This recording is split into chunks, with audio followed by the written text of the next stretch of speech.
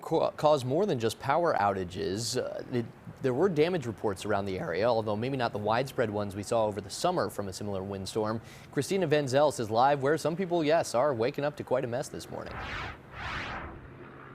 They are, and a lot of people are stopping where we're located now and actually taking pictures of some of this damage. We are near North Avenue, close to Mayfair Mall, where a Holiday Inn Express sign has fallen over because of those wind gusts. And actually, just a minute ago, I heard it still shaking because there is still some of those wind gusts, as you both mentioned earlier. This is one of the reasons, though, we're telling people to be careful as you head out this morning because there is a lot of debris in the roads, including this sign. It is hard to see if you're coming around either corner as it is blocking part of the street here, but we did earlier see trees in the road, a lot of branches. So just be careful as you are heading out the door this morning. Also, those wind gusts still are moving steering wheels and pushing your vehicles as you do drive. So keep an eye on the road, be careful, and again, we'll keep you updated on any other damage we do see throughout the morning as these wind gusts continue today. Reporting live in Wauwatosa, Christina Van Zelst, FOX6 News.